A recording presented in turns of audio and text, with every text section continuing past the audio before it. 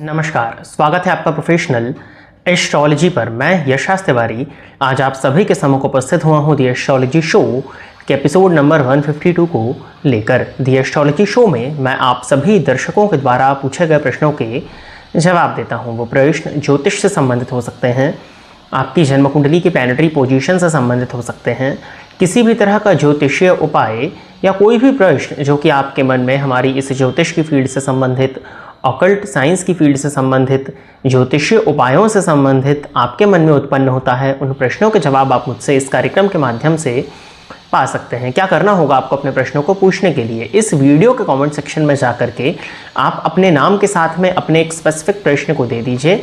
फिर जैसे ही दी astrology show के अन्य एपिसोड्स आते हैं, उन एपिसोड्स में मैं आप सभी दर्शकों के द्वारा पूछे गए प्रश्नों के जवाब को लेकर के उपस्थित हो जाऊंगा। यदि आप इस कार्यक्रम को देखते हैं और इस कार्यक्रम के माध्यम से आपका कुछ भी लाभ होता है तो आप इस वीडियो को लाइक करें, साथ ही साथ इस चैनल को सब्सक्राइब करें ताकि इन फ्यूचर जो भी कंटेंट मेरे द्वारा इस चैनल पर अपलोड किया जाता है उसका नोटिफिकेशन आपको मिलता रहे। यदि इस कार्यक्रम के माध्यम से आपका कुछ भी लाभ होता है तो आप इस वीडियो को ज़्यादा से ज़्यादा लोगों के साथ में शेयर करें ताकि और भी लोगों का लाभ हो और उसका माध्यम आप सभी दर्शक बने। यदि आप जानना चाहते हैं कि आपका वर्ष 2026 कैसा जाने वाला है तो हमारे इस चैनल पर प्रत्येक लग्न एवं प्रत्येक राशि के जातकों के लिए पूरे वर्ष 2026 का हाल तैयार करके अपलोड किया जा चुका है। आप उसको देख करके अपने वर्ष की प्लानिंग कर सकते हैं। साथ ही साथ क्या उपाय आपको करना चाहिए, जिन उपायों को करके आप अपने इस जीवन को और बेहतरीन बना सकें, इस विषय में भी चर्चा उन वीडियोज़ के अंत में की जा चुकी है। अब हम बिना विलंब किए अपने आज के इस कार्यक्रम की शुरुआत करते हैं। और आज के इस कार्यक्रम का जो पहला प्रश्न है ये देवी प्रसाद जी का है। इन्होंने लिखा है कि नमस्कार आचार्य जी, वृश्चिक लग्न है और मेष राशि है, ठीक है। चंद्रमा 6th भाव में भाग्येश होकर बैठे हैं जो कि पूर्णिमा के 8 अंश अश्विनी नक्षत्र के हैं।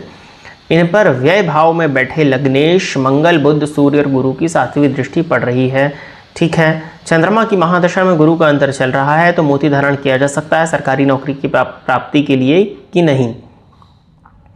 देखो, आप वृश्चिक लग्न के हो, भाग्याधिपति चंद्रमा 6ठे घर में बैठे हैं, लग्नेश, पंचमेश, गुरु और मंगल 12वें भाव में है, बुध भी 12वें भाव में बैठे हैं और सूर्य भी 12वें भाव में बैठे हैं, यानी कि 12वां भाव अत्यंत बली है। हालांकि एक प्लस पॉइंट है कि 12वें भाव में 4 ग्रहों पर भाग्येश चंद्रमा की, जो कि पक्ष बल से पूर्ण रूपेण बली हैं, उनकी दृष्टि पड़ रही है। अब देखिए, यहाँ पर दो चीज़ें हैं।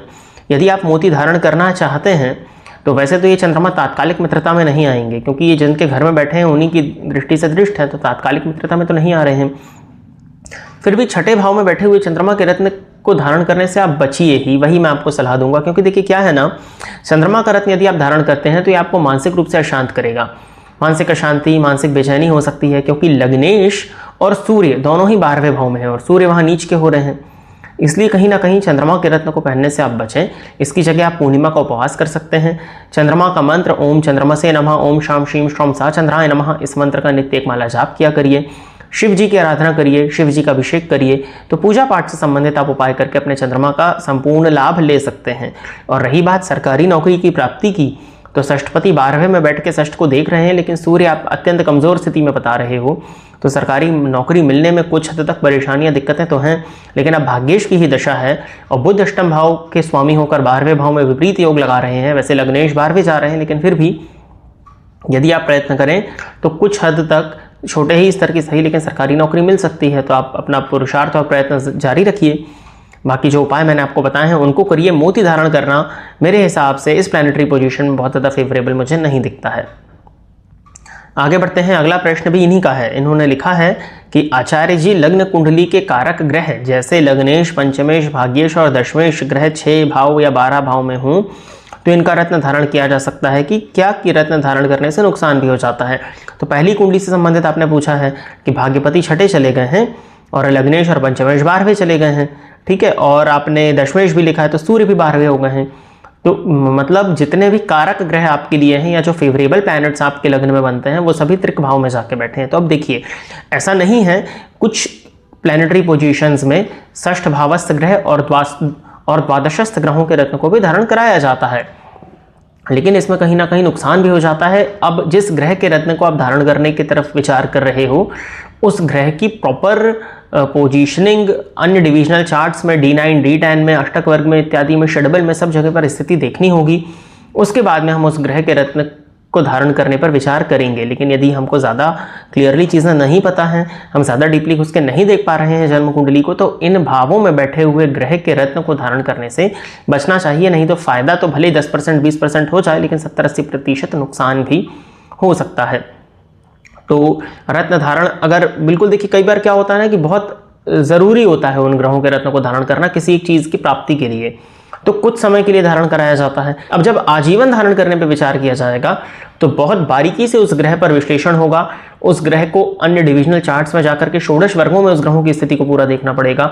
षडबल में, अष्टक वर्ग इत्यादि में उसको कितने नंबर मिल रहे हैं, हर चीज़ को हम डिसाइड करेंगे। उसके डिस्पोजिटर की स्थिति को देखेंगे, उसके डिस्पोजिटर को जन्मांक और नवमांश में देखेंगे, तब जाकर के हम विचार कर सकते हैं नक्षत्र किसके में गए हैं, नक्षत्र अधिपति की क्या स्थिति है। बहुत गहराई से एक पॉइंट को देखना पड़ेगा। उसके बाद में हम छठे और 12वें भाव में बैठे हुए ग्रह की तरफ विचार कर सकते हैं। जैसे अभी एक जन्म कुंडली आई थी, उसमें पहनाया गया था कि सूर्य, वृश्चिक लगन का ही चार्ट था, सूर्य 12वें भाव में नीच के थे परंतु मंगल के नक्षत्र में थे, और मंगल और शुक्र की युति लग्न में थी। तो मंगल लग्नेश होकर स्वग्रही होगा, नवांश में उच्च के थे, तो वहां सूर्य का रत्न उनको फायदा दे रहा है। तो ये बहुत बारीकी से देखना पड़ेगा उसको। उसके बाद में हम विचार कर सकते हैं कि आप उस ग्रह के रत्नों को धारण करें या ना करें।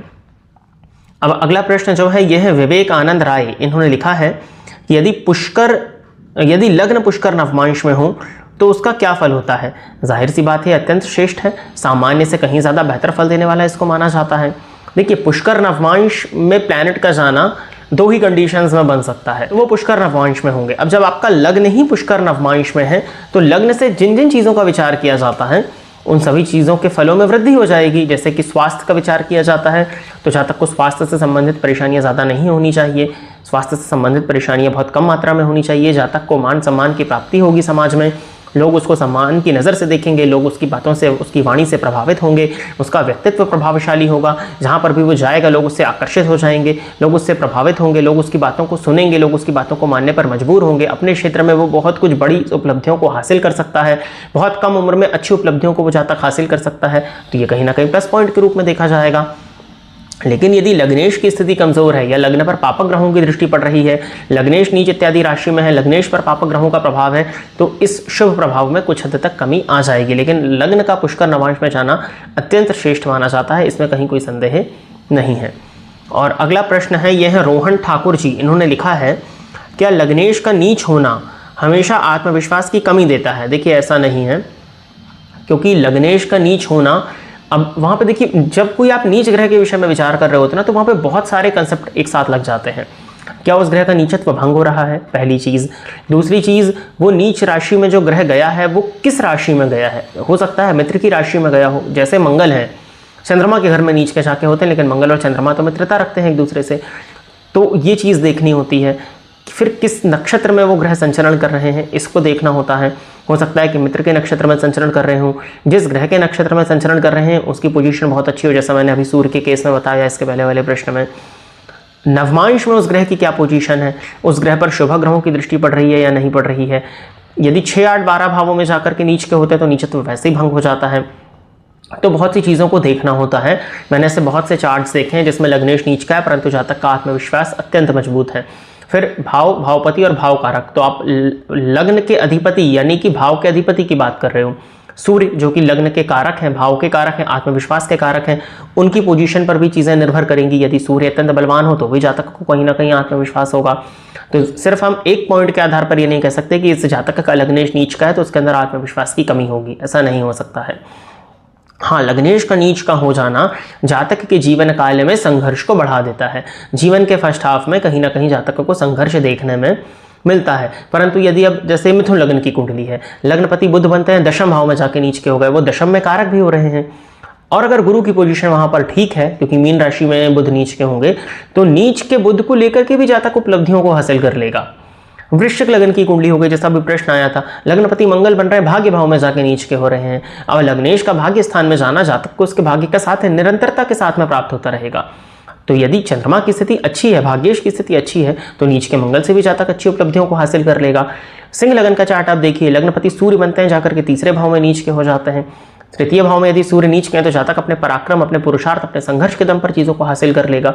तो हमेशा इसको आत्मविश्वास की कमी के रूप में नहीं देखा जाएगा। तो प्रिय दर्शकों, इतने ही प्रश्नों को दी एस्ट्रोलॉजी शो के एपिसोड नंबर 152 के लिए सिलेक्ट किया गया था और इतने ही प्रश्नों के जवाब को लेकर के आज मैं आप सभी के सम्मुख उपस्थित हुआ था। आशा करता हूं कि जितने भी लोगों के प्रश्नों के जवाब मैंने इस कार्यक्रम के माध्यम से दिए वो सभी लोग संतुष्ट होंगे। यदि आप इस कार्यक्रम को देखते हैं और इस कार्यक्रम के माध्यम से आपका कुछ भी लाभ होता है तो आप इस वीडियो को लाइक करें, साथ ही साथ इस चैनल को सब्सक्राइब करें ताकि इन फ्यूचर जो भी कंटेंट मेरे द्वारा इस चैनल पर अपलोड किया जाता है उसका नोटिफिकेशन आपको मिलता रहे।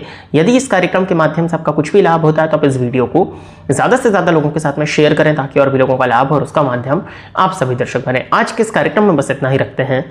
नमस्कार।